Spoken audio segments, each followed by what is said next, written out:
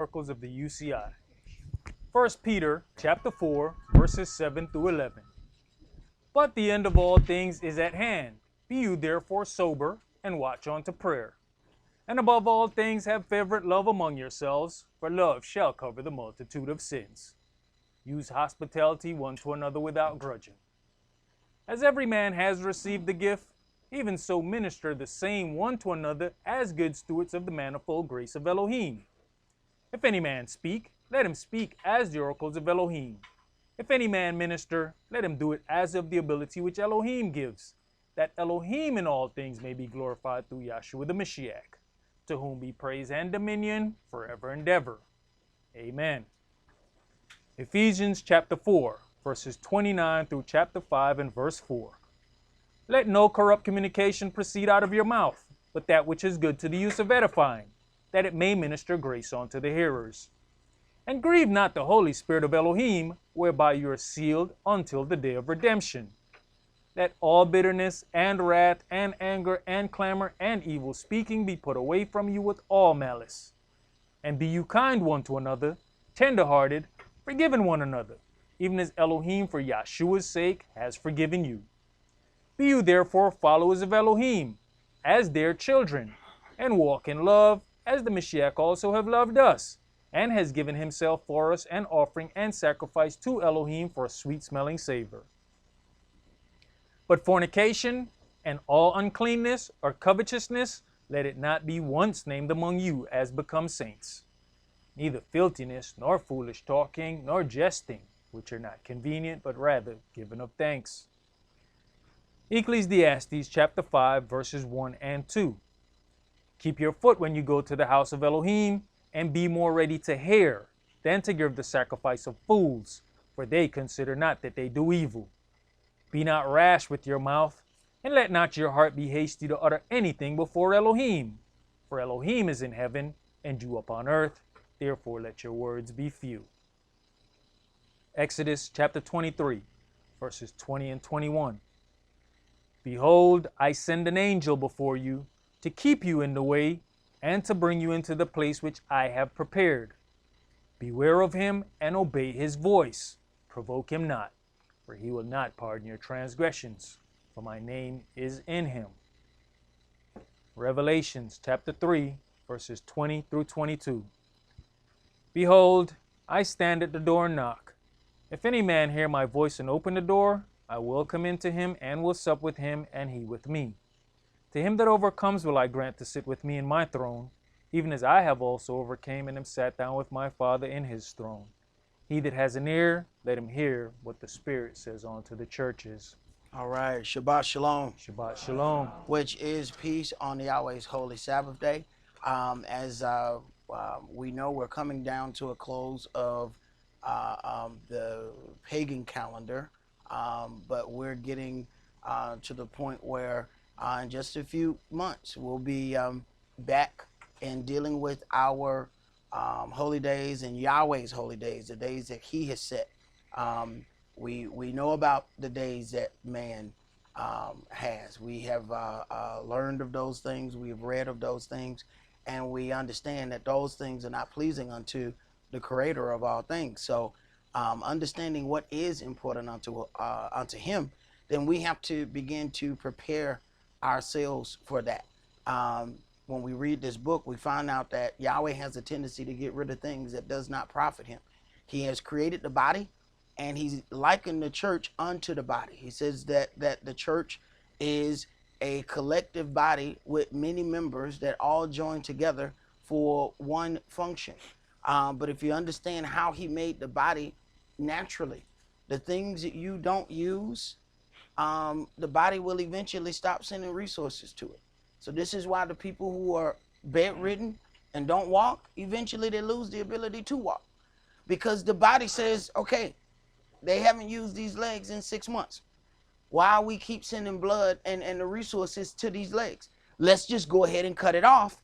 That way, we're going to use our resources better. This is the way the body works. This is the way Yahweh created the body to work. And this is the way that the spiritual body is going to work. Things that does not profit him, he will eventually cut those things off and go get something else to stand in its stead. When you read the part about he went by this tree and the tree wasn't didn't have any fruit, he cursed the tree. How is the tree not going to be fruitful for its maker? And this is something that we have to consider. This is not about us being fruitful for ourselves. It is about being fruitful unto Yahweh our Elohim. And when we do that, we find that he then makes us fruitful to ourselves.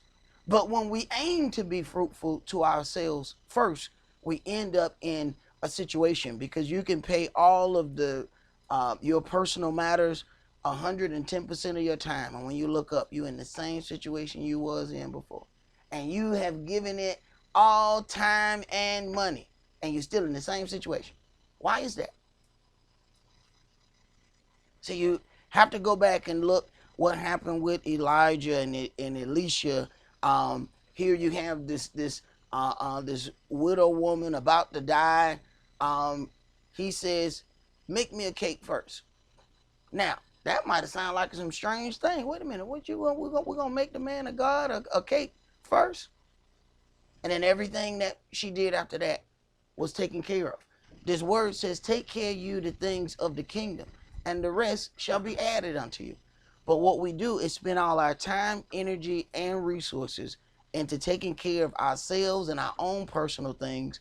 And then when you get right down to it, we have no time left over for Yahweh. By the time we pick up our book, we completely tired, and we finna be asleep in about 5 minutes.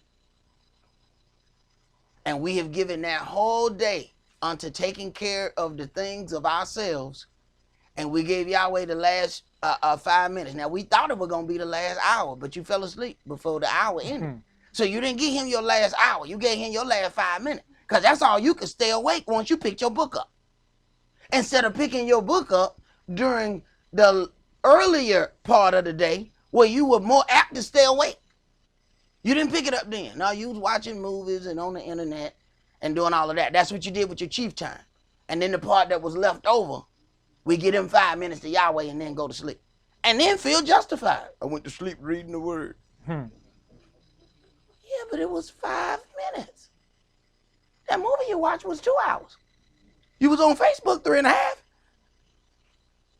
So where Yahweh fit in between your movie and Facebook? Consider that. Let's begin today's sermon in Matthew chapter 25. And the title is The Profitable Servant. Matthew chapter 25, and we're going to read verses 1 through 13. Verse 1.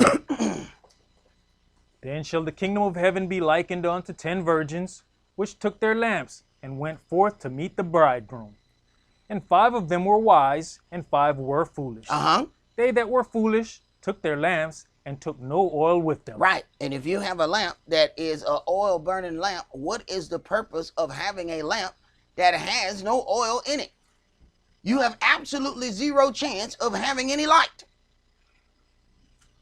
So in other words, they look the part, which is what we do. We got fine Hebrew clothing. Fine clothing. What's inside? Because you can have a lamp with no oil, so you look good. You look like you're ready. Until it get dark, then we're going to find out ain't no oil in that lamp. The darkness going to tell it. Go ahead. But the wise took oil in their vessels with their lamps. Man, is it the symbol or what? Because I'm sweating up in here. Man, what is going on in it? See, this is, if we can't figure out that things are just not right here, the trees confused, they start blooming, they ain't supposed to be blooming. Man, this whole earth is upside down. But just like in the days of Noah, people still partying and going on about their business until the day the destruction starts. Then everybody want to talk. It's too late to talk then. Ain't no need to try to, see if you can get a hookup. See if somebody can slide you in the back door. No. All you don't do before destruction come, you ain't gonna do. Go ahead. Verse 5. While the bridegroom tarried, they all slumbered and slept. And at midnight there was a cry made, Behold, the bridegroom comes. Go you out to meet him. Then all those virgins arose and trimmed their lamps. And the foolish said unto the wise, Give us of your oil, for our lamps are gone out. But the wise answered, saying, Not so, lest there be not enough for us and you. Now, wait a minute. It says, And the foolish said unto the wise, Give us of your oil, for our lamps are gone out. Now, verse 3 said, They that were foolish took their lamps and took no oil with them. It didn't go out. It wasn't never on. It didn't go out. It didn't go out. See, first of all, you got to learn how to hear what you hear. It didn't go out. It was never on. See, in daytime, people can pretend like they got a light. See, that's why you need some darkness in your life, so you can tell who has light and who does not. See, you can't tell that in the daytime as long as everything is shining. You need some darkness in your life proves who is down. I mean down like 4 flat tires, and who just around. There's those that's down and there's those that's around. They ain't the same. And you need that darkness to figure out who those people are. That's what darkness tell you. See? In the light, the foolish virgins look just like the wise. But see, Yahweh is a wise master builder. He gonna wait till the darkness. He purposely waits to the darkness so he can prove who is who. What you think he doing now? He lets certain situations happen so he can prove to people, because the foolish don't believe that they foolish. They think they wise just like everybody else. So he got to prove to the foolish that they foolish. And foolish don't mean what you think it means. Go ahead. Did you get to 13?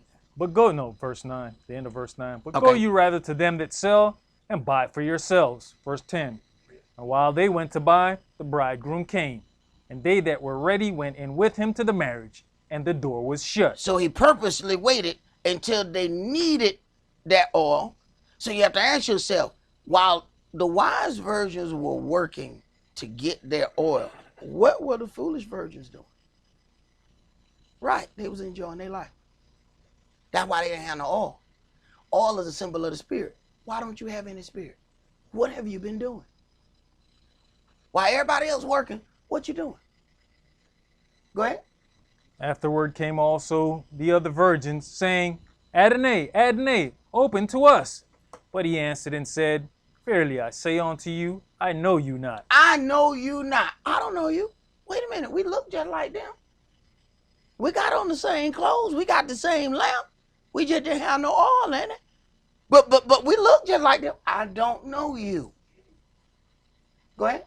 Watch therefore, for you know neither the day nor the hour wherein the Son of Man comes. All right, now read this definition for foolish. Foolish, from G3474, Greek, moros. Sound like moron, don't it? Moros. Go ahead. Probably form the base of G3466. Dull or stupid, as if shut up. That is, heedless. Heedless. Wait a minute. Heedless. So foolish, is one thing. It's not like they don't know. Okay? You just can't tell them nothing. You can talk to them. They understand. They just ain't gonna do it. Keep going. Morally blockhead. Blockhead. Blockhead. Who thought that was gonna be biblical? Blockhead. You a biblical blockhead. They can't nobody tell you nothing. Right? It wasn't that they didn't know. See, there's a part in our walk where we didn't know. Okay? That's ignorance. Where we didn't know something. No. We've been around the block a few times. We've learned something. So now we're not at the point of ignorance anymore. Now we're in the blockhead status. We just won't listen because we want to do what we want to do. And we want to do it how we want to do it. Go ahead. apparently absurd, foolish, foolish, fool, foolish, or foolishness. All right, now read the definition for ignorant. From H3045, means Hebrew, yada, a primitive root to know, acknowledge, aware, unawares. Unawares. So now when you deal with ignorant, this is something when somebody does not know. Foolish is not the same as ignorant. No. See, now we get in that point where we know. It's like talking to somebody. Hey, man, if I was you, I wouldn't stick that fork in that socket. You know, if you do that, man, that it's going to be a spark and it's going to throw you across the room. You know what? I just want to see what kind of spark it's going to be. Whoosh. Now, they were not ignorant to what was going to happen when you put metal to electricity. They just was a blockhead and couldn't nobody tell them nothing. Right. You got them spiritual blockheads that's floating around. Let's go to Psalms chapter 19.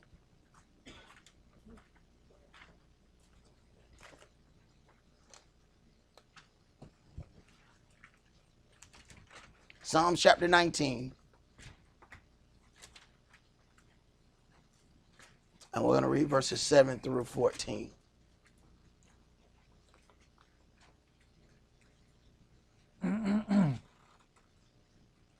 Verse 7. The law of Yahweh is perfect, converting the soul. The testimony of Yahweh is sure, making wise the simple. The law of Yahweh has always been perfect. The problem was always with the people. The problem was always with us. The law just didn't become spiritual when Yahshua came in and dealt with the law in the New Testament. The law was always perfect. He says, for finding fault with them. The fault was in the people. So then another way had to be found for us. Yet you have people who tell you the 10 Commandments, you don't even have to do them. You know, they're just suggestions. But yet the same people had the 10 Commandments on their wall. Why do you have them on your wall if they're just suggestions? Why do you have something on your wall that you don't believe in?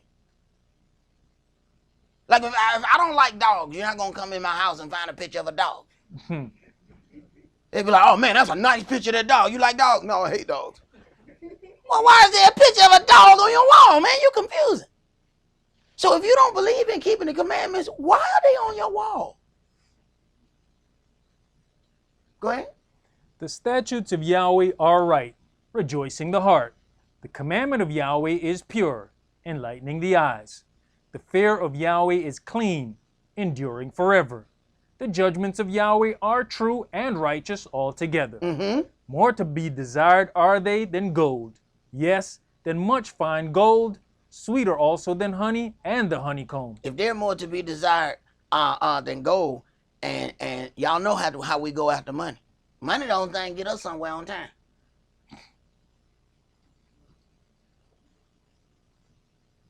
We say service gonna start at 1 o'clock.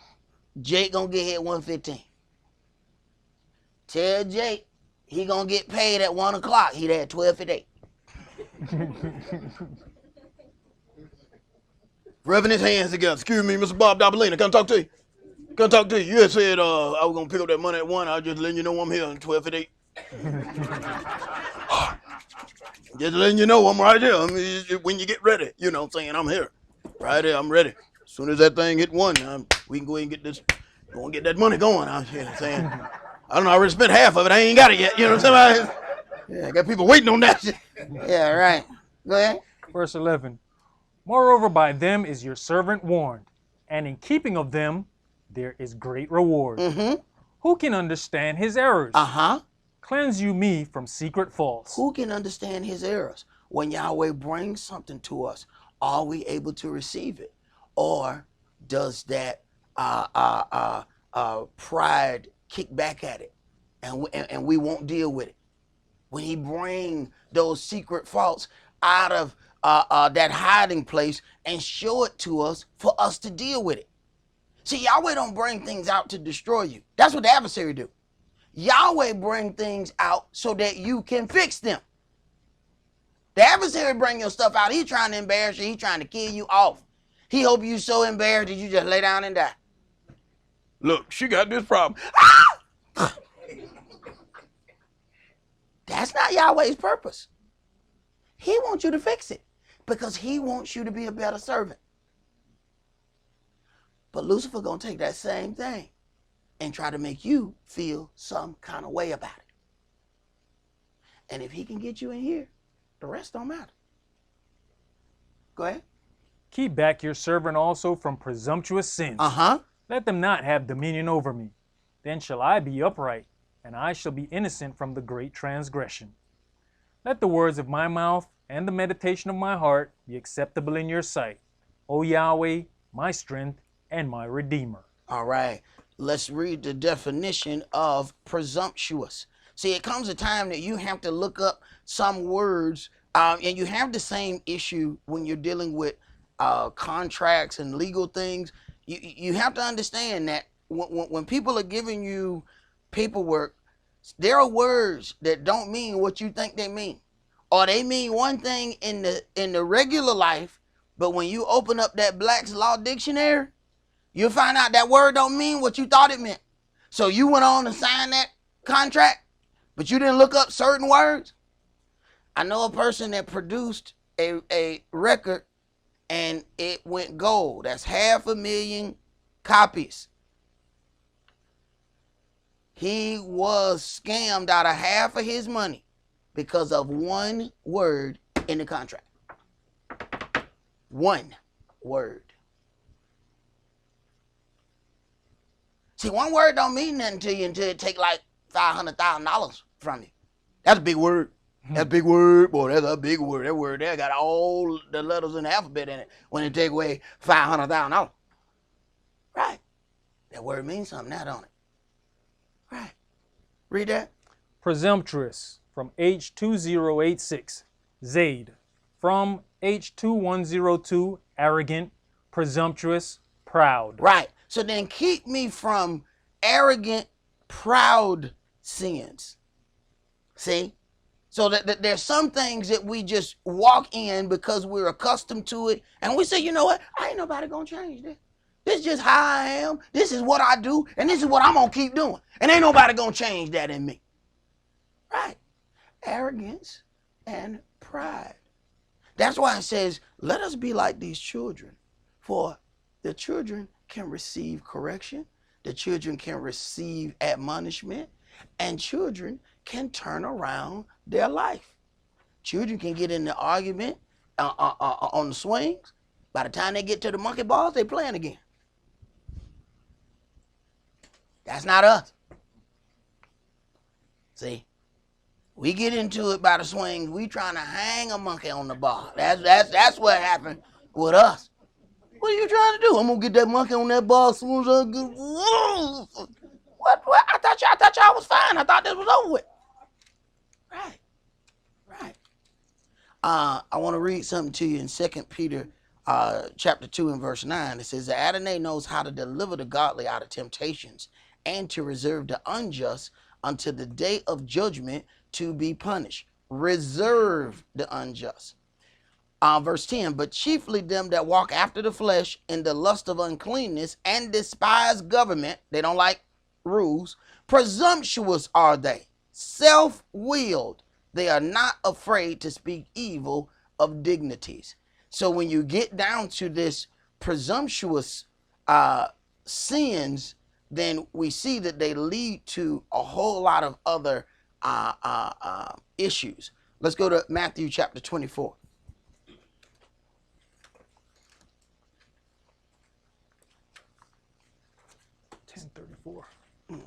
It's like the brother who had suffered from leprosy, which it would turn the skin as white as snow, and normally it wasn't completely even. It sometimes, most of the time, being splotches or whatever and whatnot.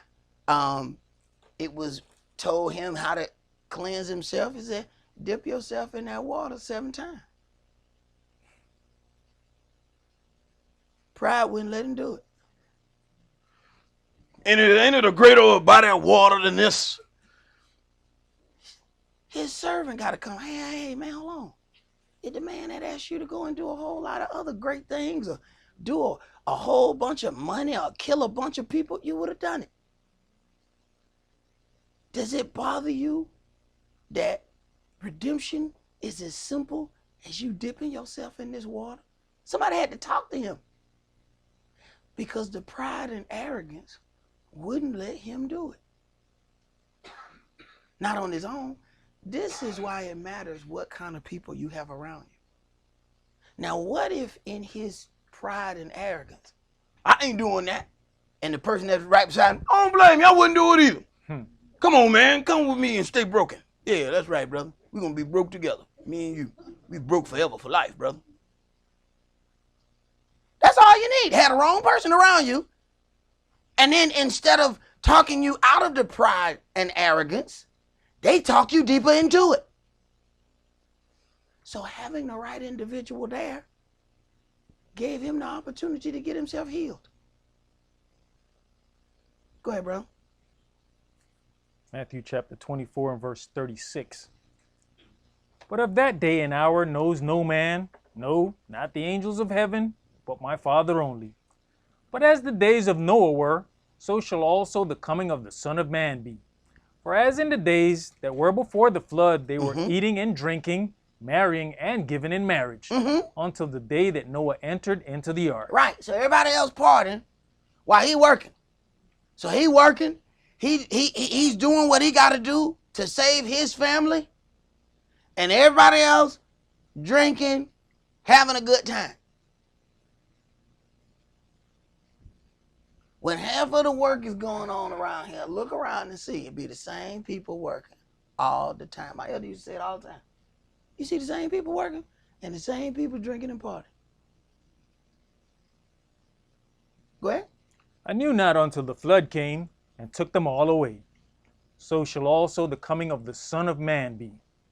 Then shall two be in the field, the one shall be taken and the other left.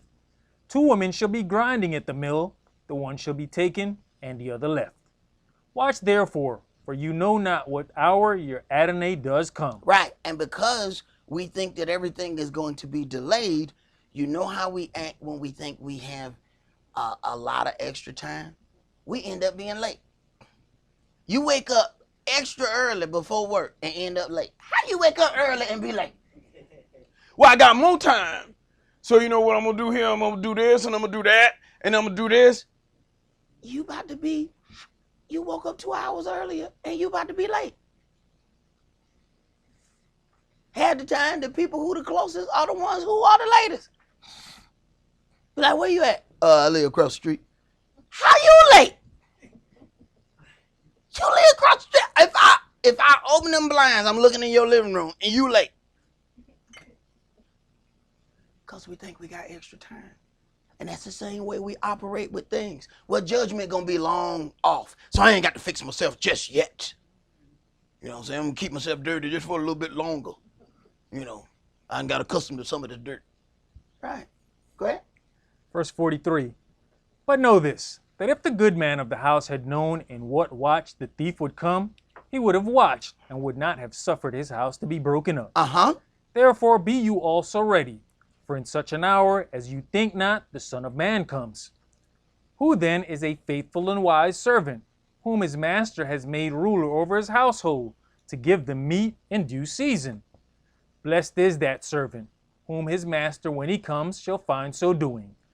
Verily I say unto you, that he shall make him ruler over all his goods. But and if that evil servant shall say in his heart, my master delays his coming. Right, but we don't see that as evil. See? All he's trying to do now is get a little extra party time. But that's an evil servant. Because now he playing with his master's productivity by what time he think the master gonna come. So that means you're not living up to your full productivity because you're trying to figure out when he gonna be here. Go ahead.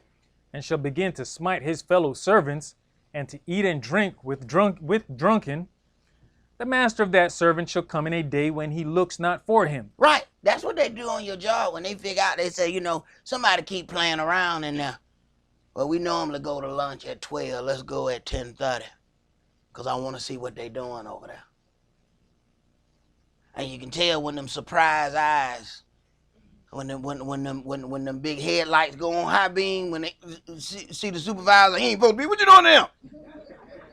What's the matter? You did it bother you that I showed up? Well, right. What you doing? What you supposed to be doing? Obviously, you ain't doing what you supposed to be doing, because I wouldn't be looking at those high beams right now. Right. But if you're doing what you're supposed to be doing, it don't matter when nobody show up. It don't matter when they show up. You're going to be where you're supposed to be, doing what you're supposed to be doing. Go ahead. And in an hour that he's not aware of, and shall cut him asunder, and appoint him his portion with the hypocrites. Oh, man. Appoint him his portion with the hypocrites. Why with the hypocrites? That's an interesting thing. Why with the hypocrites? See, he's pretending to be a servant, but he not serving.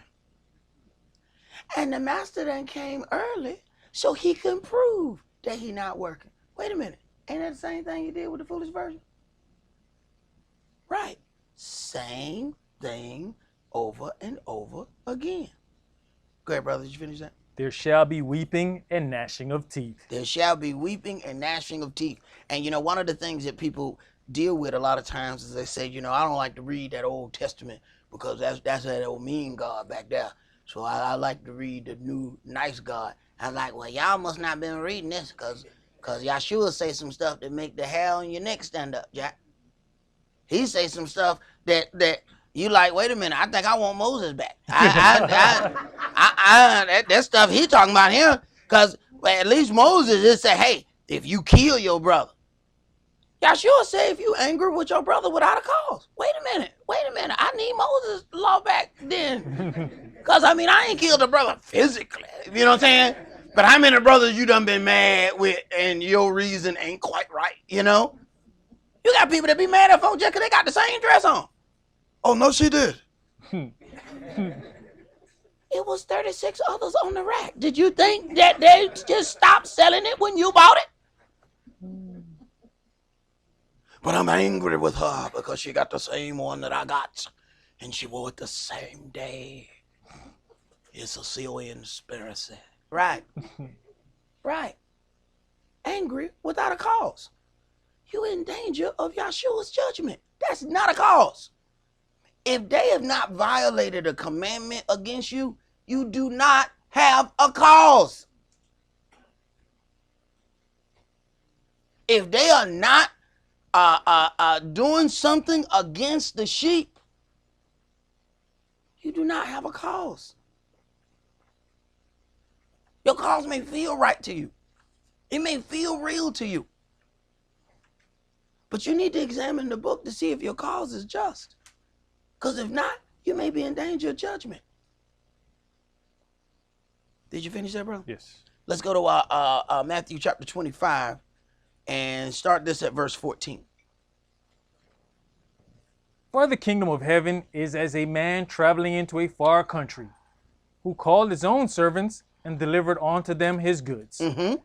And unto one he gave 5 talents, to another 2, and to another 1, to every man according to his several abilities, and straightway took his journey. Right. So now you see this word and money coming into play. He's giving them this money. This is something that you need to handle in a way that becomes profitable to the master.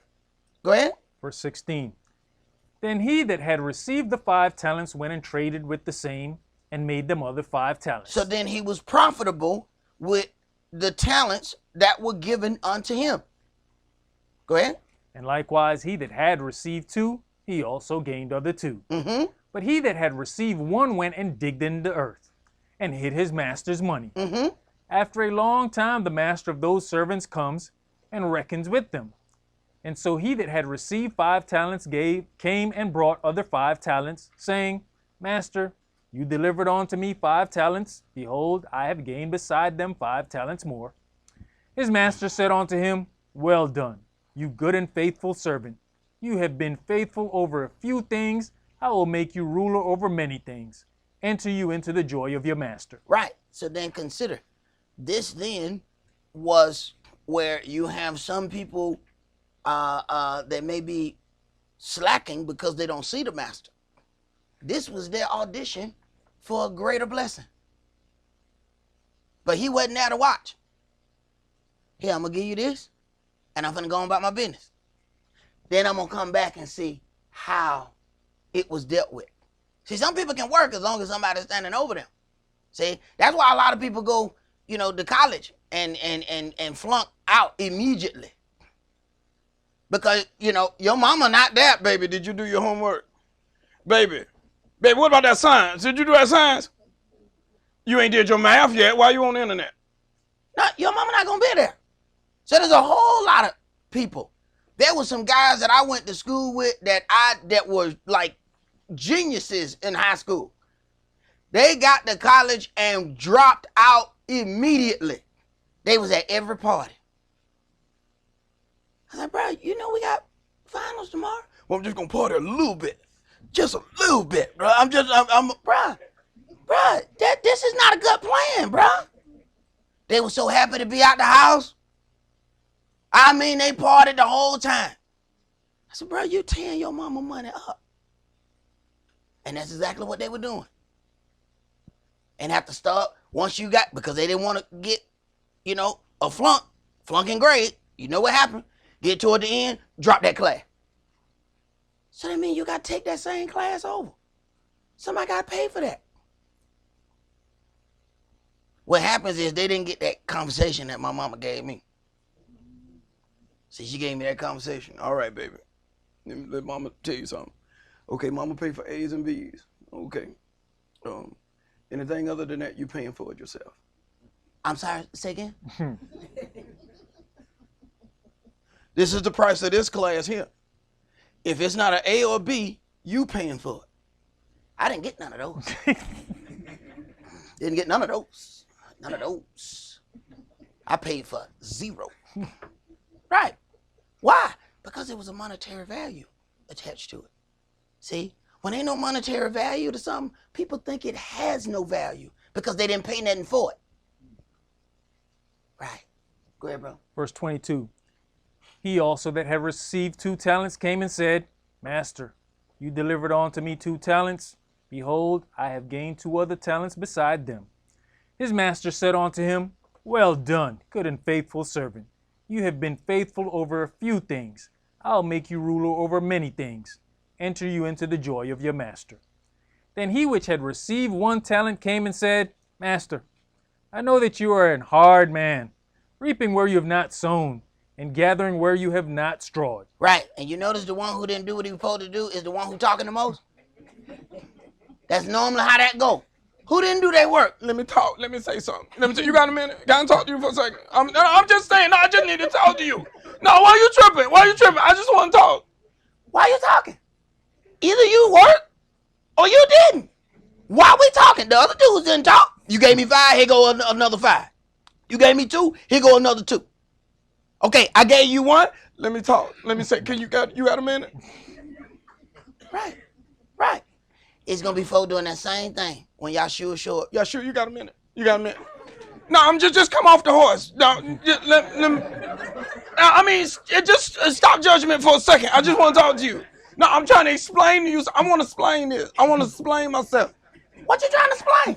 No, I want to explain why I didn't, I want to explain something. Now you want to explain it? Right. Why are you talking now? The people who did what they were supposed to do, they're not talking. They showing up with their master's money. This is what you gave me. This is what I've done with it. Ain't no need to talk. Numbers don't lie. Go ahead. And I was afraid, and I went and hid your talent in the earth. Mm-hmm. Lo, there you have, that is yours. His master answered and said unto him, Now what if you the talent? What if you are the money? And you hid yourself in the earth because you didn't do nothing? Go ahead. His master answered and said unto him, You wicked and slothful servant. Wicked and slothful servant. Go ahead. You knew that I reaped where I sowed not, and gathered where I have not strawed. You ought therefore to have put my money to the exchangers, and then at my coming I should have received mine own with interest. Take therefore the talent from him, and give it unto him which has 10 talents. Right. So now the one who has 10 is about to have even more, because you had one servant who did absolutely nothing. So then you have to consider, in all the time that the other servants are working, what was he who hid the talent in the earth doing? He must have had an enormous amount of free time. Go ahead. For unto everyone that has shall be given, and he shall have abundance. But from him that has not shall be taken away even that which he has. And cast you the unprofitable servant into outer darkness. There shall be weeping and gnashing of teeth. All right, let's go to Numbers chapter 4. I want to read something out of here. Numbers chapter 4, and we're going to read, start at verse 27.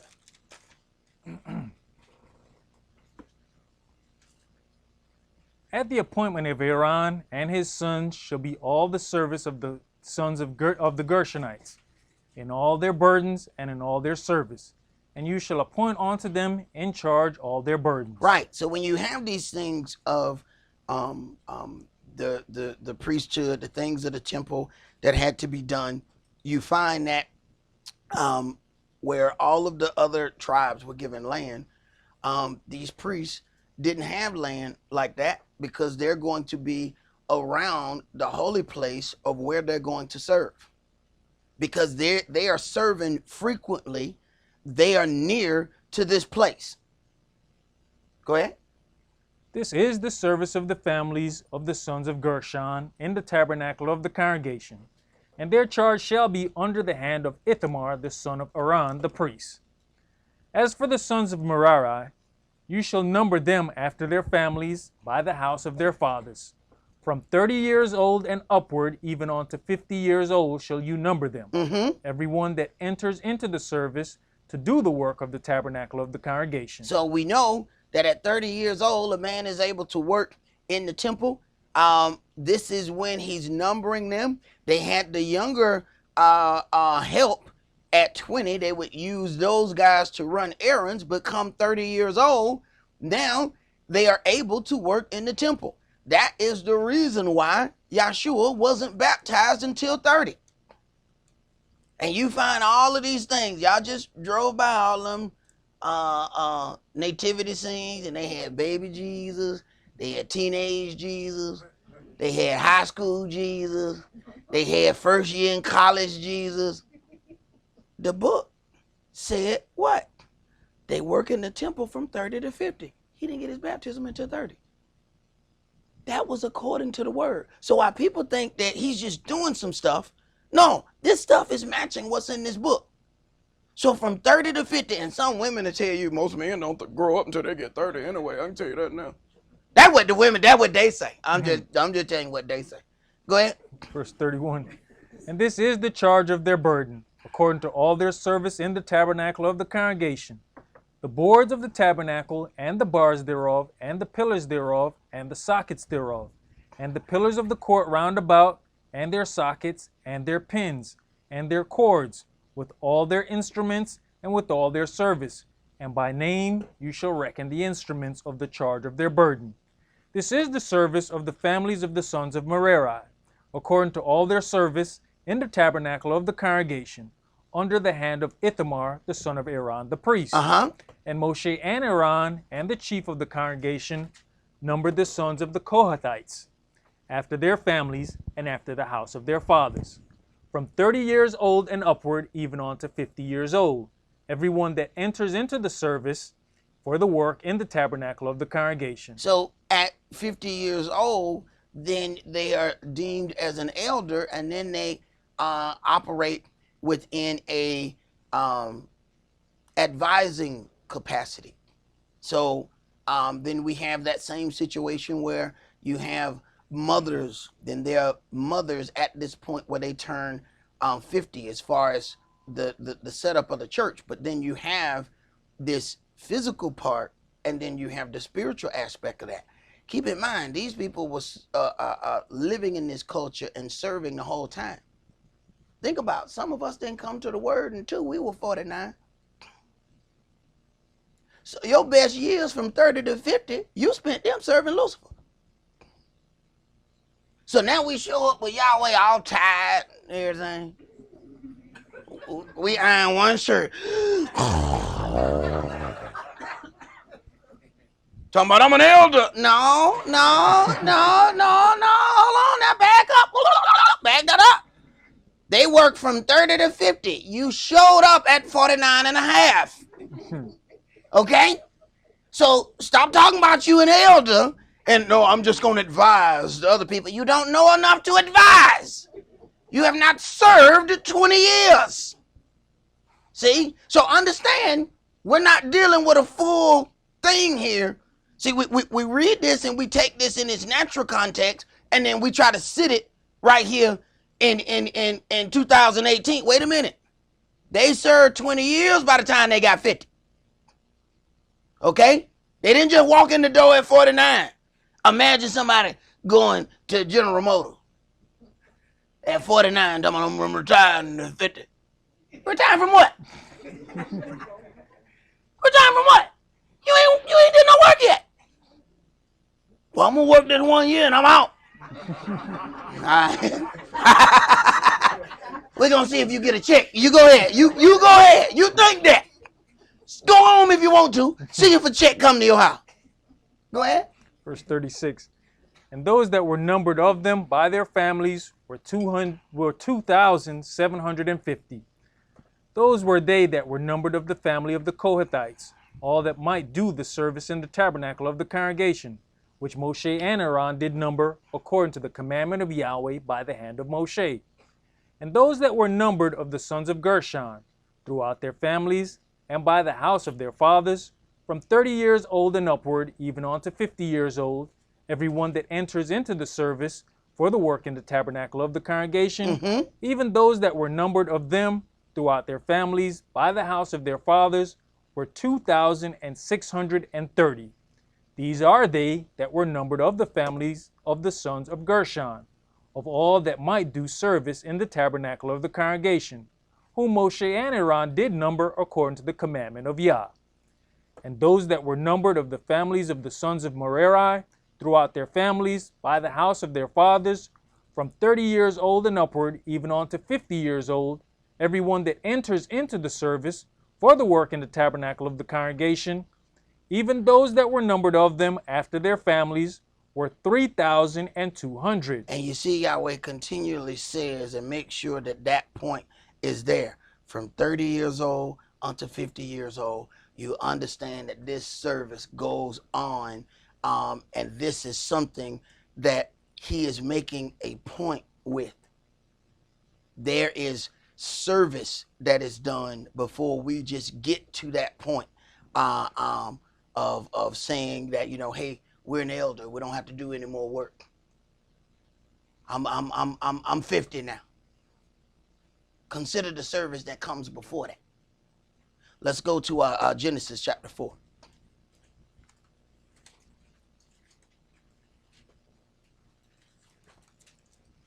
And we have to remember that Yahweh Elohim is a jealous Elohim. Okay? So if this jealous Elohim looks back and said, wow, and all your chief years, all your good physical able-bodiedness, you serve Lucifer magnificently. I mean, look at all the stuff you did for Lucifer. You were chopping down trees for Lucifer. You all in the crawl spaces for Lucifer. You running wires up under the house for Lucifer. Then show up at Yahweh house at 49 and a half and look here, I ain't gonna be able to do that. Oh, okay. Interesting. Genesis chapter 4, and let's read verses 1 through 13. And Adam knew Eve his wife, and she conceived and bare Cain, and said, I have gotten a man from Yahweh. And she again bare his brother Abel, and Abel was a keeper of sheep, but Cain was a tiller of the ground. And in process of time it came to pass that Cain brought of the fruit of the ground an offering unto Yah. And Abel he also brought of the firstlings of his flock and of the fat thereof. And Yahweh had respect unto Abel and to his offering. But unto Cain and to his offering he had not respect. And Cain was very angry, and his countenance fell. He had not respect unto Cain's offering, not because it didn't have atonement blood in it, but it wasn't the firstling of his stuff. It wasn't the first fruit. See, when we owe Yahweh our 10%, it ain't just 10% of our earnings, it's 10% of our time. What did you do? You got 24 hours in a day. 2.4 of it belong to Yahweh. 10%, not that much. What did you do out of 2 of those hours that would pertain unto Yahweh? So he gave something, but it wasn't the first of his. And consider, if you got 24 hours in a day, and like I said, you wait till the last part of that day and give him the least of your ability, is he supposed to accept that just because you offered it? Go ahead. And Yahweh said unto Cain, Why are you angry? And why is your countenance fallen? Exactly. What you mad for? What has gotten you angry? Because his offering was accepted and mine wasn't? Well, examine your offering. Examine what he brought. Why was his accepted and yours wasn't? But instead of doing that, look at what we put the anger at. Now, it's our offering that ain't accepted, but we're not mad at us. We mad at the person whose offering was accepted. What did he do to you? Go ahead. Also ain't mad with the person who didn't accept it. Exactly. Yeah, well, we know, we pick our fights. We know, look, wait a minute. Wait a minute. Okay, I got 2 fights I can fight. I need to fight Yahweh. I can fight my brother. You know what? I'm fighting my brother. I think I can win that fight. You understand? There's 0 chance of me beating Yahweh. Right. See? So we pick them fights. Them ones we know we can't win, we ain't getting in that fight. I watch how people be humble when the brother is muscle bound and about 6'8". Get into an altercation. You know what, brother? Maybe we should talk this out. All right, well, did you do that same thing to that little dude who had the little pocket protector? Or you just slapped him around? No, man. A person seeking after righteousness and trying to be humble, he's going to try to talk himself out of the fight of the 3-foot dude, just like he's going to try to talk himself out of the fight of the 6'8", 300-pound brother. It's going to be the same, because that's what righteousness does. That's what people seeking after righteousness do. You don't just want to be humble when you ain't going to win the fight. That's hypocrisy. That's fake humbleness. Yeah, right. Go ahead. Verse 7. If you does well, shall you not be accepted? And if you does not well, sin lies at the door. And unto you shall be his desire, and you shall rule over him. Right. So now, after this thing was not accepted, now then we have the problems that brings. Go ahead. And Cain talked with Abel his brother. And it came to pass, when they were in the field, that Cain rose up against Abel his brother and slew him. So he plotted against him. He sought for a place where it looked as though I can attack my brother and nobody will know it. See, that's the reason why we're going to do this out in the field. We're going to do this where I think I can get away. But whatever you do in the darkness, understand, it's going to come to light. You didn't fool, no matter how dark you turn these lights down. Yahweh like, there you go, he's standing right there. There, look at that. There you go. And you up in there. Right, you go right ahead. Yahweh see you. He see you. Go ahead. And Yahweh said unto Cain, Where is Abel your brother? And he said, I know not. Am I my brother's keeper? Right. That's that presumptuousness. That's that proud. That's that. Look, you asked me about him for. Am I my brother's keeper? Now you done already slew your brother. Now you're going to talk back to Yahweh with a condescending tone. That's what we do when we get called out. I know they ain't just going to call me out like that. When people get caught, they get mad at the people that catch them. But you was stealing. It don't matter. They ain't had to catch me like that. But you were the one doing wrong. How you gonna get mad at them because they caught you? They could have came some other time. They had to come in here in the middle of the night. Go ahead, brother. And he said, what have you done? The voice of your brother's blood cries unto me from the ground. Mm-hmm. The life is in the blood. See, he didn't understand the things that Yahweh understands. And that's what gets us in trouble.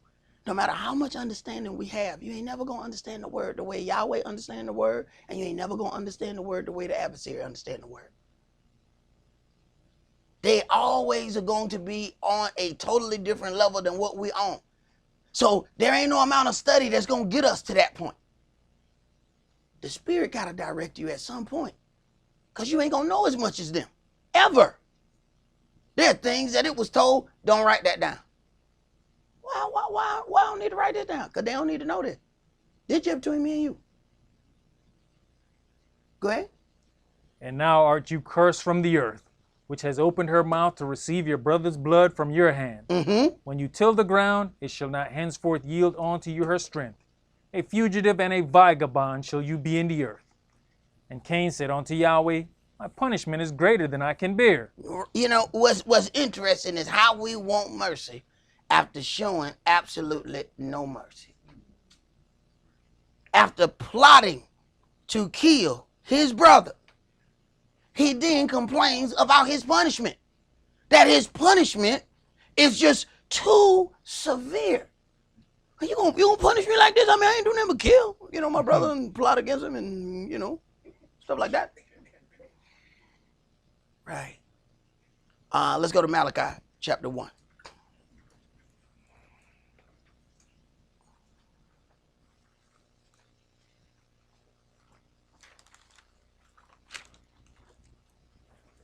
Malachi chapter 1, and we're going to read verses 1 through 14.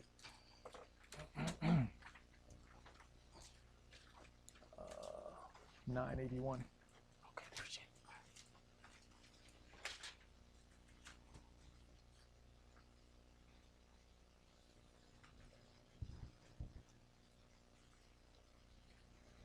Malachi chapter 1 and verse 1.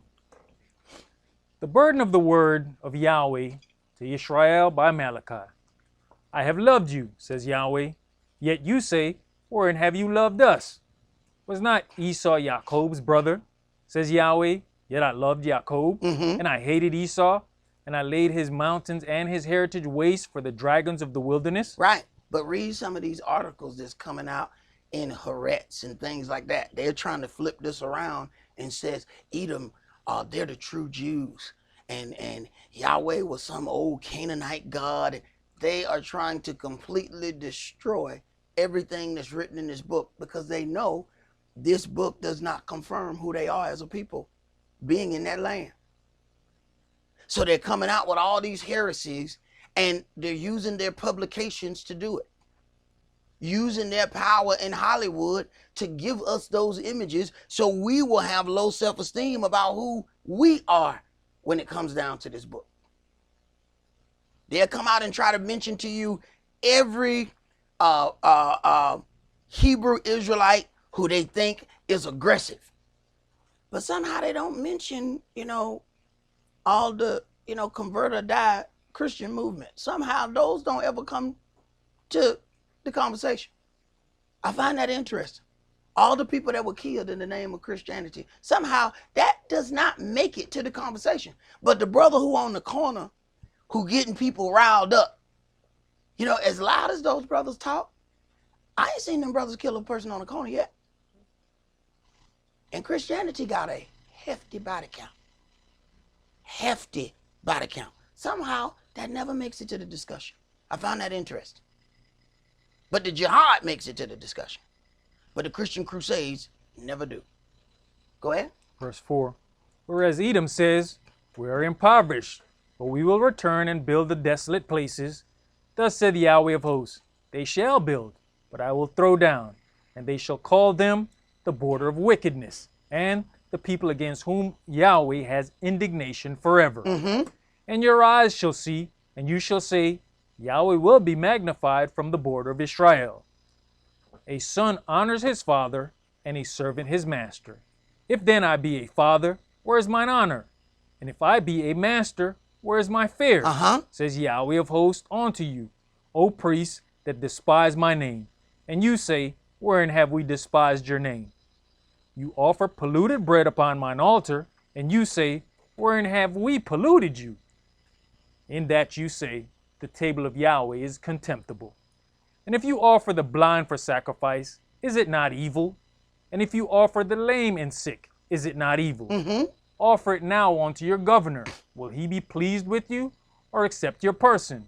Says Yahweh of hosts. Right. It says in the word, if a son asks bread, will you give him a stone? When it comes down to an offering, part of the whole thing of, is it acceptable? Is it accepted for the purpose that it was given for? If you offer the blind for sacrifice, is it not evil? If this thing is a blemish sacrifice, then when you offer it unto Yahweh, he's not made to accept a blemished sacrifice. We already know that the sacrifices has to be unblemished. So then when you consider what we offer spiritually, then we ought to offer spiritual sacrifices that are unblemished. And they're the needful things, not what we want to do, but the things that are needful to the body. Brother Hananiah had came and got his baptism, and he saw the pool, and we got a team of brothers that get the water out of the pool. And Brother Elijah, he prided himself on getting that water out that pool. You know what I'm saying? I mean, he was like, I am the water remover. You know what I'm saying? He was the man. Brother Hananiah done figured out, all right, I can get a contraption that will extract this water in about 10-15 seconds. And I mean, he sent this thing here, and it sucked the water up so fast, almost sucked the pool up. I mean, it got the water out there. Now, good thing for Brother Elijah, he got another job, because he was about to be spiritually unemployed. You know what I'm saying? Because that just took his job and just went right out the door with it. See? But see, he got another job. See, he back there in the media department. He like, look, I ain't spiritually unemployed. You know what I'm talking about? So he might have took that job, but I got another job. See? So he not spiritually unemployed. So I meant to tell Hananiah that he almost made a brother spiritually unemployed. You know what I'm saying? With that, super sucking water machine he got out of But don't worry, the brother got another job, Hananiah. So he's straight. He's straight. Go ahead, man. Verse 9. And now, I pray you, beseech Elohim that he will be gracious unto us. This has been by your means. Will he regard your persons, says Yahweh of hosts? Who is there even among you that would shut the doors for naught? Neither do you kindle fire on mine altar for naught. I have no pleasure in you, says Yahweh of hosts. Neither will I accept an offering at your hand. I will not accept an offering at your hand. Once we become blemished, then everything we offer is blemished at that point. Consider what it says in Matthew 5, that before you bring your altar or your gift to the altar, if you remember that your brother has an ought against you, leave your gift at the altar. Go back and reconcile with your brother, then come and offer your gift. Why? Because it ain't going to be accepted in your current state. It is blemished because of what you got in your heart. You blemished it. Now consider, you might have done a great work. You might have a really considerable offering. You might have $5,000 you finna put in the treasury. And Yahweh said, wait, put $5,000 down. Don't give it right now. Because if you give it right now, you in trouble. Lay that right down. Go over there in that hallway and go talk to that sister or that brother right there. Go and have that conversation. Okay, now come back and put that money. Totally different offer. One but 10 minutes in between those two. One of them accepted, the other one wasn't going to be accepted. 10 minutes. 10 minutes is the difference between something being accepted. All you got to do is go over there and have that conversation. Now, whether they accept you or not, or do something, that's not your problem. You just have to take care of your end of that. You can't make nobody feel a certain way about you or what you do. You just take care of your part of it. That's what you do to clear you. Go ahead, bro. Verse 11. For from the rising of the sun even unto the going down of the same, my name shall be great among the Gentiles. And in every place incense shall be offered unto my name, and a pure offering. For my name shall be great among the heathen, says Yahweh of hosts. But you have profaned it, in that you say, the table of Yahweh is polluted, and the fruit thereof, even his meat, is contemptible. You said also, behold, what a weariness is it, and you have snuffed at it, says Yahweh of hosts. And you brought that which was torn, and the lame, and the sick. Thus you brought an offering.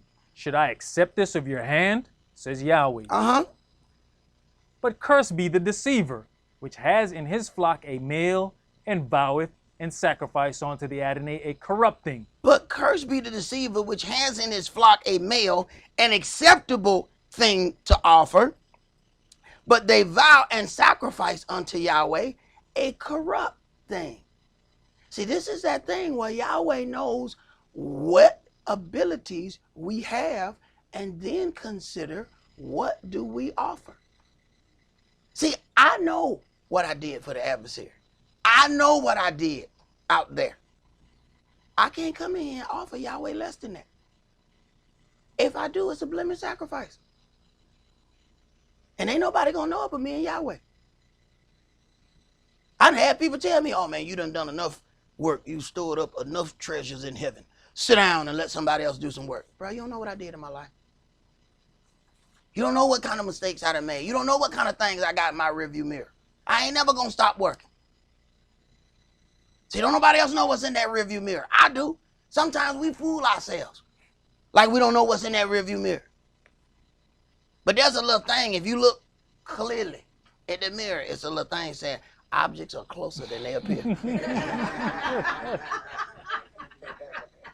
Read, bro. For I am a great king, says Yahweh of hosts, and my name is dreadful among the heathen. All right, jump to chapter 3. And let's start at verse 6. For I am Yahweh, I change not. Therefore you sons of Jacob are not consumed. Even from the days of your fathers, you are gone away from mine ordinances, and have not kept them. Return unto me, and I'll return unto you, says Yahweh of hosts. But you said, wherein shall we return? Will a man rob Elohim? Yet you have robbed me. But you say, wherein have we robbed you? In tithes and offerings. You are cursed with a curse, for you have robbed me, even this whole nation. Bring you all the tithes into the storehouse, that there may be meat in mine house. And prove me now herewith, says Yahweh of hosts, if I will not open you the windows of heaven and pour you out a blessing, that there shall not be room enough to receive it. You know, when you look at these things, you know, sometimes we have to go back in the word and, make some changes based upon, where we are. You know, when I was, under my elder, he never liked checks. He never deal with any of those things as far as offering. And, I had just accepted it that we never tried to turn in anything as far as the taxes. But I did all my research on those things. And I mean, Yahweh brought us, when we first came to this building, somebody else owned this building.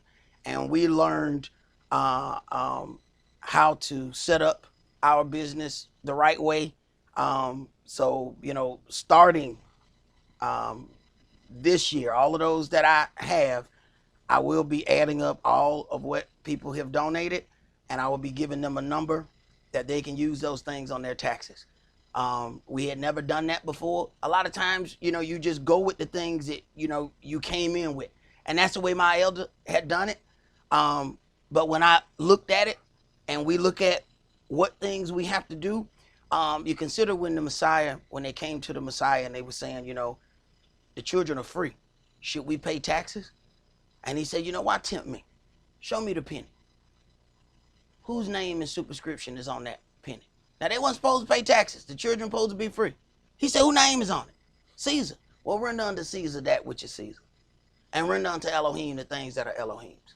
So we have to then survive in this system. So those of you who and I know who you are, who have given cash, y'all come to me and we'll get together and figure out the things that I need to put on your stuff. I got, we got all our numbers and everything that we need to do for you to be able to put those things on your taxes. And there are consistent people that you guys have never seen on the internet. Now, I already got all this stuff because they come through the internet.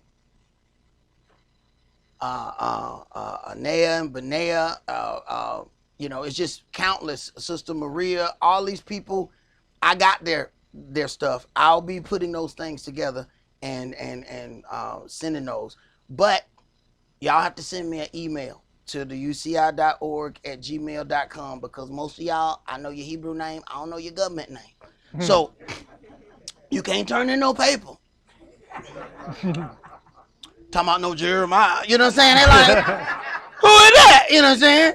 You gonna have to tell me your government name so that I can get the paper right for you and send it to you, okay? And we're gonna take care of that from here on out. Because doing that research, we never signed any agreements with the IRS. We got our business structured. They can't come in here and tell me what I can't teach. We don't have any of those. But we got our stuff set up that offerings are tax deductible without being or signing that 501c3 paperwork. And that's what people don't know. And Yahweh sent us through this hell for a reason. When we came through here, it was Egyptians in here. So Yahweh sent some Israelites to a house of Egyptians and then gave us the house. And they insulted us when we was here and everything. I mean, they were cool, until they start teaching about Catwoman and Dogfather, them gods that they worship. But they were very intelligent on business things. And we didn't know they were finna lose the building. We came here for one reason. And we was like, look, we ain't got enough money to get no building. We not getting no building. Y'all were like, no, you getting the building. And the way he did it was quite exceptional because, we came because we was going through some trouble. And Yahweh took that very trouble and built a house with it.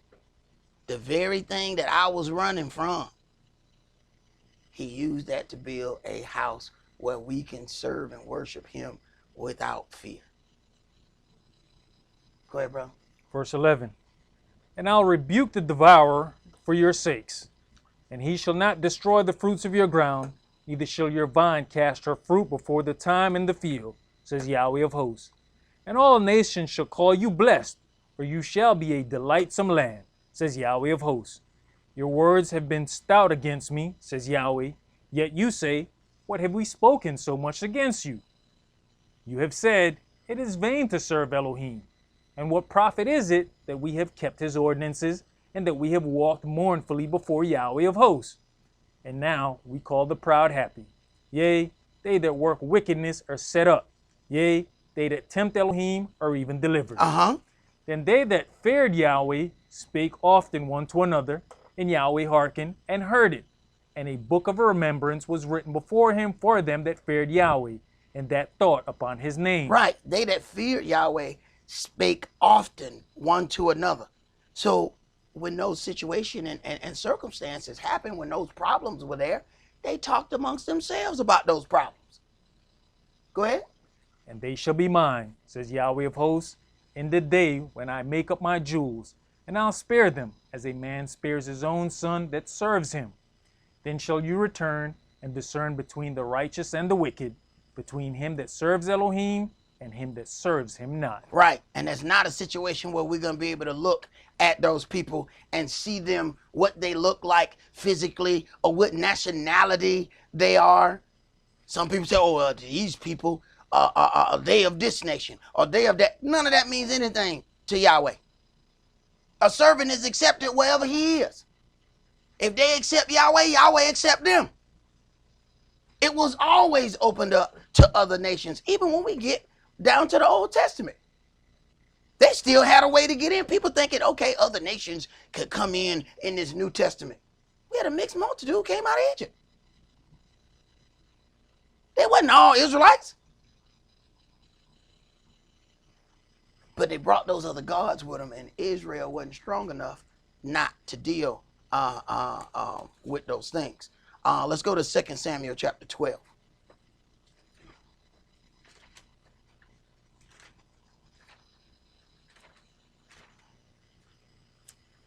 Second Samuel chapter 12, and we're going to read verses 1 through 7.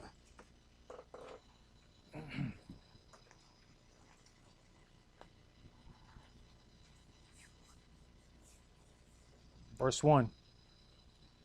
And Yahweh sent Nathan unto David, and he came unto him, and said unto him, There were 2 men in one city, the one rich and the other poor. The rich man had exceeding many flocks and herds, but the poor man had nothing, save one little ewe lamb, which he had bought and nourished up, and it grew up together with him and with his children. It did eat of his own meat, and drank of his own cup, and lay in his bosom, and was unto him as a daughter. And there came a traveler unto the rich man. All right, so a traveler has come unto the rich man. Go ahead. And he spared to take of his own flock and of his own herd. Now, he got money, but he not going to use his stuff to have the little shindig with. Go ahead. To dress for the wayfaring man that was come unto him, but took the poor man's lamb. So he took the poor man's lamb to entertain his company. Go ahead. And dressed it for the man that was come to him. Right. Same thing that we do when we let the poor take care of all the liabilities of the things of the church. We do the same thing. Go ahead. And David's anger was greatly kindled against the man.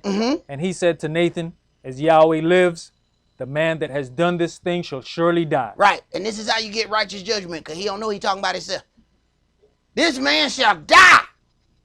He is wicked. Go ahead. And he shall restore the lamb fourfold, because he did this thing, and because he had no pity. He did this thing. He had no pity. He shall restore fourfold and die. Go ahead. And Nathan said to David, You are the man. You are the man. Go ahead. Thus said Yahweh Elohim of Israel, I anointed you king over Israel, and I delivered you out of the hand of Saul. So this is a situation that he's actually talking to him about stealing somebody's wife.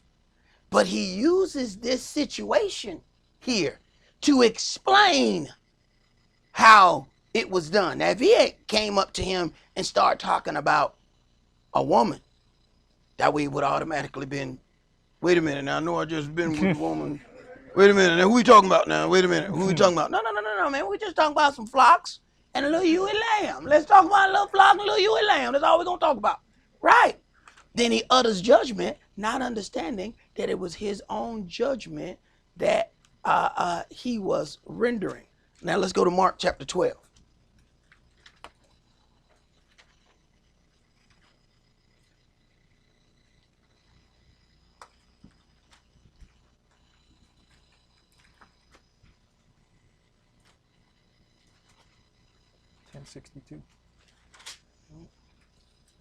Mark chapter 12, and let's read verses 28 through 44. And one of the scribes came, and having heard them reasoning together, and perceiving that he had answered them well, asked him, Which is the first commandment of all? And Yahshua answered him, The first of all commandments is, Hear, O Israel, the Adonai our Elohim is one Adonai. And you shall love the Adonai your Elohim with all your heart, and with all your soul, and with all your mind, and with all your strength. This is the first commandment. Do we do that? You shall love Yahweh your Elohim with all your heart, with all your soul, with all your mind, and all your strength. Your strength is your abilities. Do you love him with all your abilities? If not, your sacrifice is blemished. Go ahead. And the second is like, namely this, you shall love your neighbor as yourself. There's none other commandment greater than these. And you got to go through the whole law to be able to do those two. You can't just go and jump to those. See, you got to know some things to be able to love your neighbor as yourself. You got to understand what that means. You got to understand that when it says you borrow something, if that thing tear up, what does the word say about what you're supposed to deal with that? How you're supposed to deal with that? See, it's not just as simple as love your neighbor as yourself. See, when you understand those things, and then somebody say, here, you can borrow my $50,000 truck. No. No. See, because if that tear up, I know I got about 2,500 of it. You know what I'm talking about? You know what I'm talking about? So you gonna need to keep that $50,000 truck, because see, if that tear up in my hands, we both walking. Okay, so I can't let you give me that. See, because I understand enough of the word. I don't need to borrow that. That's not gonna go in my favor. Go ahead, bro. Your neighbor. When he goes back to the situation, the question was, who is he referring to? Is your neighbor, which is actually a good question, because I had a brother was telling us that your neighbor only referred to other Hebrew Israelites.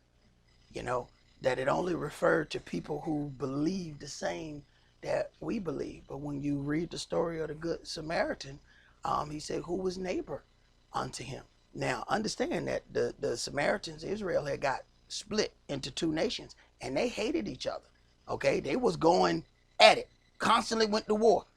But when it got down to the Good Samaritan, even though they were now in a split nation, the one who dealt with him and helped him and even took him to the inn and gave the money for him to be healed and said, if there's anything else, when I come back, I'll see to it. He was neighbor unto him. So, it's one of those things that we have to take into consideration. It says, be careful, for some of you have entertained angels unawares. So what if you see a white man and he in trouble, but you said, I ain't gonna help him. He's white. And then you always say, oh yeah, I had an angel. Because see, angels can be in any form they want. When they talked about the star moving, where they was trying to figure out where Yahshua was, what kind of star move and just sit right over a body? So if we have to be careful, because some of us has entertained angels unawares, that means he ain't going to be busting open with no wings hanging out his back. That means he going to look just like regular men. He could be white, he could be black, he could be Chinese, he could be whatever. Do you deal with a man righteously according to just the common respect of a man? Or do we judge a book by its cover and deal with that and say, well, I ain't going to help? Because let me tell you something. I done had some situations where some so-called rednecks helped me out of situations where if I would have been dealing with my brothers, I'd have been long gone. It was rednecks that, come here, boy, let me talk to you. You about to get yourself in some trouble. Come here. I said, man, what you about? Come here. The redneck tell me everything. Don't do that. They about to kill you, boy. You about to be without a job. Don't do that. Come to figure out, they running a little sting, setting people up. Right. Who helps me? The redneck. Not nobody look like me. Right. See? So that's something we have to consider. So in that situation, who was my neighbor? Right. Right. The redneck with a beard down here. Right. Right. Read, brother. Verse 32. And the scribe said unto him, well, master, you have said the truth, for there is one Elohim, and there's none other but he. And to love him with all the heart, and with all the understanding, and with all the soul, and with all the strength, and to love his neighbor as himself, is more than all whole burnt offerings and sacrifices. And when Yahshua saw that he answered discreetly, he said unto him, you are not far from the kingdom of Elohim. And no man after that dares ask him any question. And Yahshua answered and said, while he taught in the temple, how say the scribes that the Mashiach is the son of Dawid? For Dawid himself said, by the Holy Spirit, Yahweh said unto my Adonai, sit you on my right hand, till I have made your enemies your footstool. Dawid therefore himself called him Adonai, and whence is he then his son? Mm-hmm. And the common people heard him gladly. And he said unto them in his doctrine, beware of the scribes, which love to go in long clothing. Right. Love the appearance of looking like a Hebrew. Go ahead. And love salutations in the marketplaces, and the chief seats in the synagogues, and the uppermost rooms at the feast, which devour widows' houses, and for a pretense make long prayers. These shall receive greater damnation. They shall receive greater damnation because they're sinning them with knowledge. Now it's presumptuous. Now it is with bold hypocrisy. They know the word, but they're still making merchandise of the people. Go ahead. And Yahshua sat over against the treasury, and beheld how the people cast money into the treasury, and many that were rich cast in much. And there came a certain poor widow, and she threw in 2 mites, which make a farthing. Which amounts to nothing when you get right down to it. Go ahead. And he called unto him his disciples, and says unto them, verily I say unto you, that this poor widow has cast more in than all they which have cast into the treasury. For all they did cast in of their abundance, but she of her want did cast in all that she had, even all her living. Right. And then that, of course, then was a unblemished sacrifice. Let's go to James chapter 2.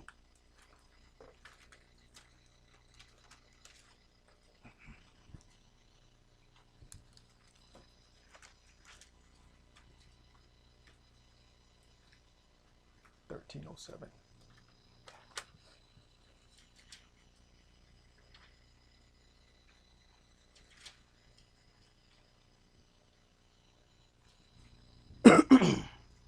James chapter 2, and let's start at verse 1. My brethren, have not the faith of our Adonai Yahshua the Mashiach, the Adonai of glory, with respect of persons. For if there come unto your assembly a man with a gold ring, in goodly apparel, and there come in also a poor man in vile raiment, and you have respect to him that wears the gay clothing, and say unto him, sit you here in a good place, and say to the poor, stand you there, or sit here under my footstool. Are you not then partial in yourselves, and are become judges of evil thoughts? Right. Because at this point, they both on the same footing. Neither one has done any work. Neither one has given you an opportunity to think anything positive or negative.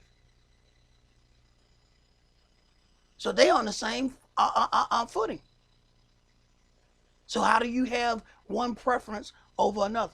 The word says when you go into a place, sit you in that low seat, lest a greater than you come in and you be removed out of that seat, and then you get embarrassed. You don't just come in somewhere and then come and sit in a high place. I mean, you can go in somebody's house, and you walk in the house and you see that big chair. You don't just go and sit in that big chair.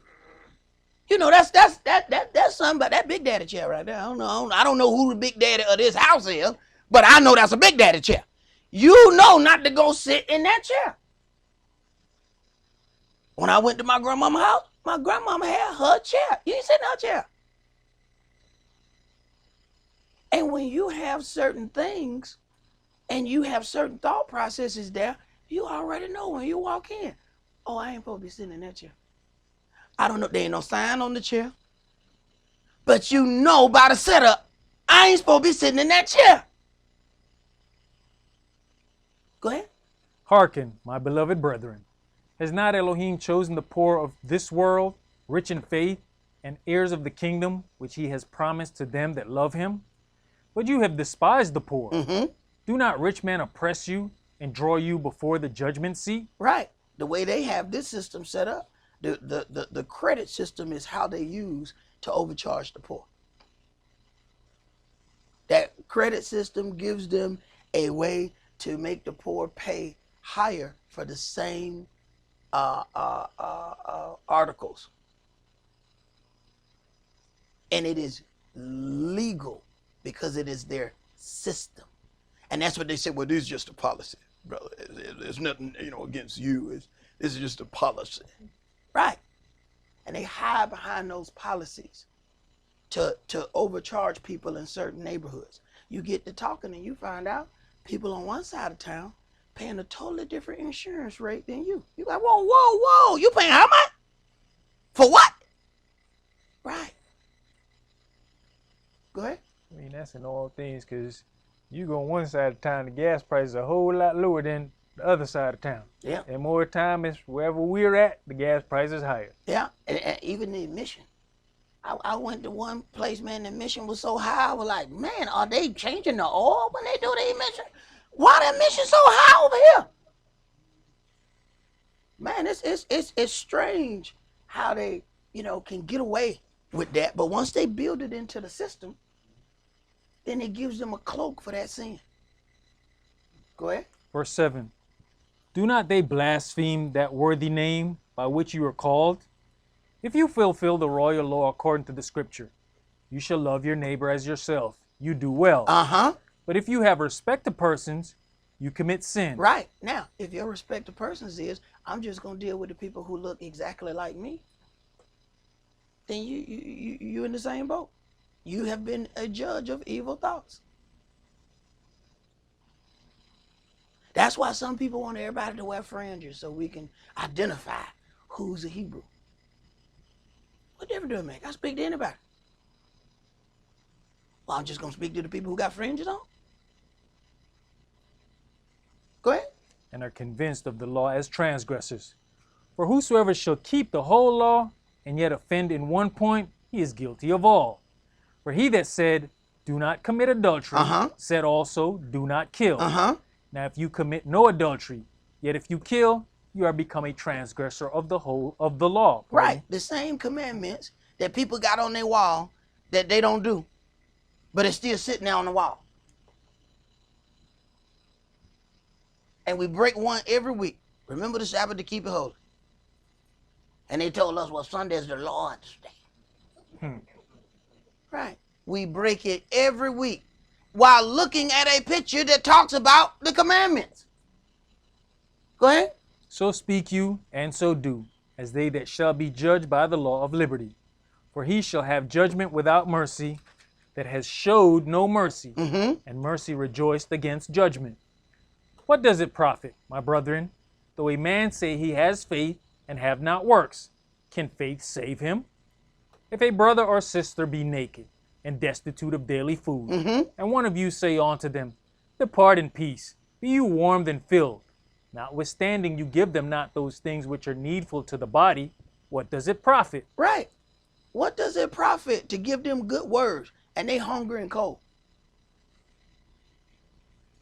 Be warm, be filled. I'll be warm if you give me a coat. And I'll be filled if you give me a hamburger.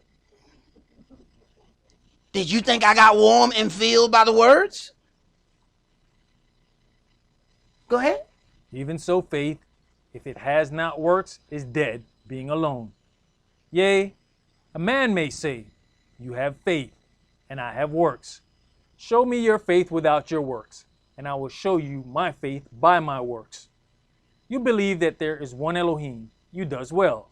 The devils also believe and tremble.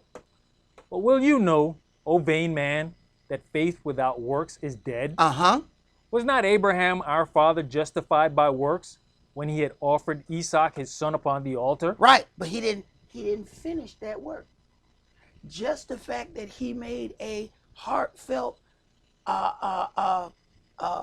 push at doing so, it was accounted unto him for righteousness. He didn't actually do it. David didn't actually build a house. He just had the intent in his heart to build it. It was enough for Yahweh. You won't build me a house.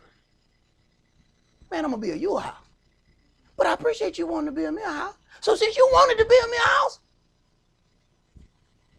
every king going to come from your loins from here on. Because you wanted to do something for me. Yeah, I ain't gonna even let you do it. First of all, you can't do it. You done killed too many people. Because he was a warrior. All right? He shed a lot of blood. But he wanted to do something for Yahweh. That was enough for Yahweh. The intent of your heart means something to Yahweh. Go ahead. Seeth you how faith wrought with his works, and by works was faith made perfect? And the scriptures was fulfilled, which says, Abraham believed Elohim, and it was imputed unto him for righteousness, and he was called the friend of Elohim. It was imputed unto him for righteousness. Go ahead. You see then how that by works a man is justified, and not by faith only. Likewise also was not Rahab the harlot justified by works, when she had received the messengers and had sent them out another way? Right. And this is a interesting thing, because at the end of the day, Rahab lied and told him, look, I don't know where those men, who you talking about? They went that way. She got her salvation for doing something that people said was bad. This law says bad. It ain't just people. This law said a lying. All liars gonna have their part in the lake that burns with fire and brimstone. Oh, but she lied to protect Israelites. Right. She in the back of this book. She in the lineage of this book. She was a lying harlot. And she gonna be in the kingdom before Israelites. And she was a foreign lying harlot. I'm sorry, did I leave that out? Did I leave that out? She was not an Israelite. Right. Go ahead.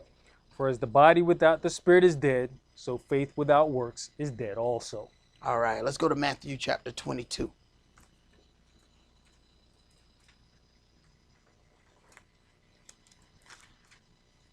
See, you got those people that are out teaching that nobody's going to get their salvation but the bloodline people of Israel.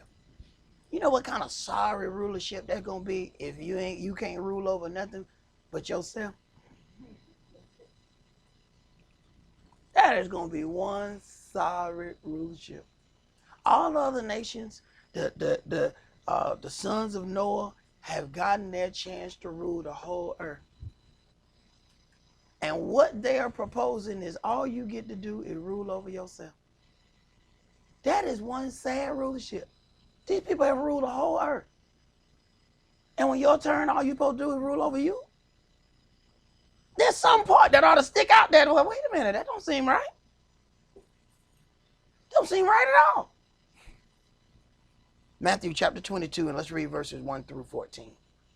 And Yahshua answered and spake unto them again by parables, and said, The kingdom of heaven is like unto a certain king, which made a marriage for his son, and sent forth his servants to call them that were bidden to the wedding, and they would not come. Again, he sent forth other servants, saying, Tell them which are bidden, Behold, I have prepared my dinner, my oxen and my fatling are killed, and all things are ready. Come on to the marriage. So he's working to set forth all of these things. Behold, I have prepared my dinner, my oxen, and my fatlings are killed. This stuff don't dress itself. This stuff don't cook itself. The area don't decorate itself. That's work that has to be done. Go ahead. But they made light of it and went their ways, Uh-huh. one to his farm, another to his merchandise. Right. While some people are working, other people are shindigging. They partying. They doing all kind of stuff while other people working. Go ahead. And the remnant took his servants and entreated them spitefully and slew them. But when the king heard thereof, he was angry, and he sent forth his armies and destroyed those murderers and burnt up their city. Then saith he to his servants, The wedding is ready, but they which were bidden were not worthy. Go you therefore into the highways, and as many as you shall find, bid to the wedding, to the marriage. Right. So then we put out videos, we go out on this internet, and we send out invitations to all that will hearken. There's an upcoming marriage feast. Do what you got to do to be present at the wedding. Go ahead. So those servants went out into the highways and gathered together all as many as they found, both bad and good, and the wedding was furnished with guests. And when the king came in to see the guests, he saw there a man which had not on a wedding garment. Mm-hmm. And he says unto him, Friend, how came you in hither not having a wedding garment? And he was speechless. So then you deal with all of the work that had to go into preparing these things, and these guests have not done anything. But at least you can do is come dressed for the occasion. Go ahead. But you know, they say, well, I can come anywhere I want to come. Right. They said, come as you are. That's your inner man. Whenever you going to do anything, there's a dress code that accompanies that. How many people you seen play basketball in a cape? That brother gonna have a hard time trying to do that crossover with that cape, bro. That you can't do that, bro. You got to dress for the thing that you're about to do. The brother's gone, you just gonna let you go and just grab that cape and just snatch you right back. Hey, man, I couldn't help it, man. He had on a cape. That ain't gonna work. Go ahead. Then said the king to the servants, Bind him hand and foot, and take him away, and cast him into outer darkness. There shall be weeping and gnashing of teeth. For many are called, but few are chosen. And that's the thing we have to deal with. For many are called, but few are chosen. And it's up to us to ultimately make that decision on whether or not we're going to keep walking to prove that we are of the chosen, because the called have a job to do as well. But let us hear the conclusion of this matter. Let's go to Matthew chapter 25 and read verses 31 through 46.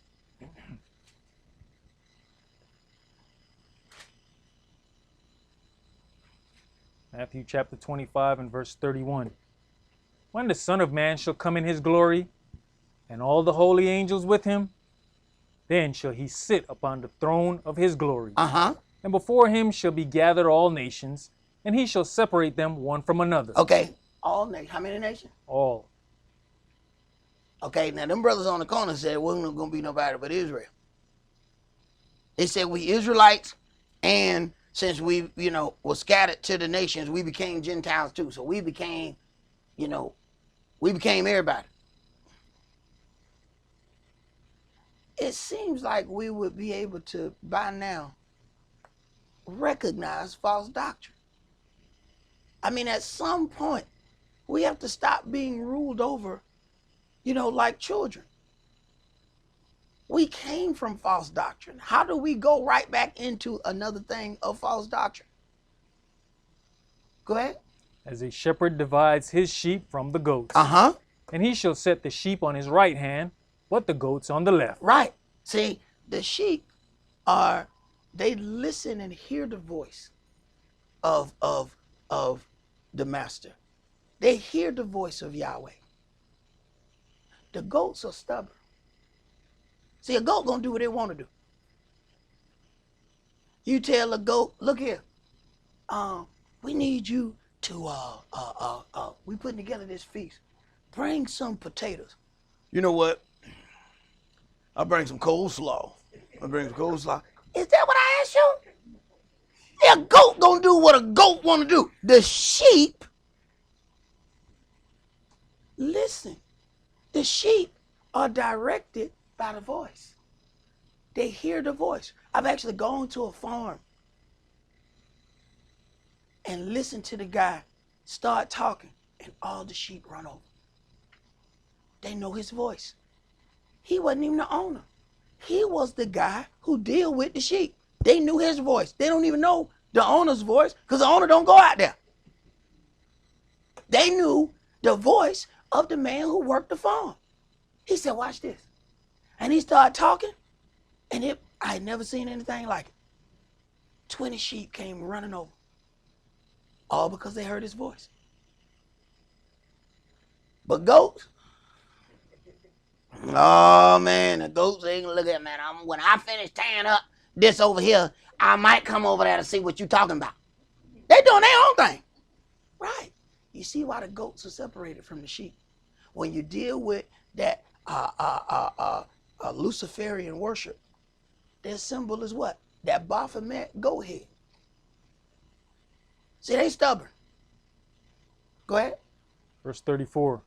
Then shall the king say unto them on his right hand, Come, you blessed of my father, inherit the kingdom prepared for you from the foundation of the world. For I was an hungered, and you gave me meat.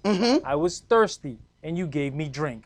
I was a stranger, and you took me in. Right. These are the things that have been done unto Yahweh's servants, and Yahweh accounted it as being done unto him. So do we consider that when we deal with things? That the things we say, those things we do, he's accounting that as if you've done that unto him. If we thought about that, there's some things that we wouldn't let come out of our mouth. There's some actions that we wouldn't actually do. Imagine the surprise on people's face when people got to stand for judgment and he said, I can't believe you said such and such to me. I didn't say that to you. I would never say that to you. Yes, you did. You remember you said it to him? Then you said it to me. Because he was working for me. Remember what was said about the angel. This is the thing that we read in our oracles. I send an angel to go before you to lead you in the way. But don't provoke him, for my name is in him. He will not pardon your transgression. So anything you did unto that angel, you did unto Yahweh. Because he has a job to do to lead Israel in the way. Go ahead. Naked, and you clothed me. I was sick, and you visited me. I was in prison, and you came unto me. Then shall the righteous answer him, saying, Adonai, when saw we you an hungered and fed you, or thirsty and gave you drink? Right. And when you look at this, most of these things are so funny how everybody wants to be a so-called prophet. You got all these people saying you ain't supposed to prophesy with your head uncovered, taking their misunderstandings of what's written in the New Testament and try to apply that to Israel. But everybody want to stand in prophecy. Man, when you read what happened to them prophets, when he says, I was in prison and you came unto me, most of the prophets ended up in prison. They talking about the testimony of Yahshua, the spirit of prophecy. Yeah, didn't they lock him up too? But now you turn on the TV Sunday morning and there's prophets everywhere. And I mean prophet. For profit. Okay? Because their prophecies just happen to cost $1,000. And everybody getting something good. Right. Now everybody want to be a prophet. Man, they were scared of the prophets. They got mad every time the prophets was talking. Because they were like, man, are you coming to bring forth judgment to this city? We don't want to see you. Why are you here? But now all of a sudden everybody a prophet. Oh, brother, you can't read the Bible with your head covered. You have become a prophet, my brother. If I'm a prophet, we all in trouble. This stuff I'm reading was already in this book. I didn't imagine it. As a matter of fact, if I close my eyes, I can't tell you what's on it. If I was a prophet, I should be able to, all right, Kish, go ahead and read verse 47. All right, I can tell you what it say, but go ahead and read it. No. I close my eyes, I don't know what's on verse 47. I ain't no prophet because I know how to read. Go ahead, bro. Verse 38. When saw we you a stranger and took you in, or naked, or clothed you? Or when saw we you sick, or in prison, and came unto you? And the king shall answer and say unto them, Verily I say unto you, inasmuch as you have done it unto one of the least of these my brethren, you have done it unto me. Then shall he say also unto them on the left hand, Depart from me, you cursed, into everlasting fire, prepared for the devil and his angels. So what my elder used to say, you're going to be with your daddy Lucifer one way or another. Go ahead. For I was an hungered, and you gave me no meat. I was thirsty, and you gave me no drink. I was a stranger, and you took me not in, naked, and you clothed me not, sick and in prison, and you visited me not. Then shall they also answer him, saying, Adonai, when saw we you an hungered, or athirst, or a stranger, or naked, or sick, or in prison, and did not minister unto you? Then shall he answer them, saying, Verily I say unto you, inasmuch as you did it not to one of the least of these, Yet did it not. Yet did it not to me. Pardon me, you did it not to me. Uh-huh. And these shall go away into everlasting punishment, but the righteous into life eternal. All right, and we have to do what we need to do to make sure that we are those that are separated with the sheep and not separated with the goats. That's all that we're going to do for today. Remember the Sabbath to keep it holy. Shabbat shalom. Shabbat shalom.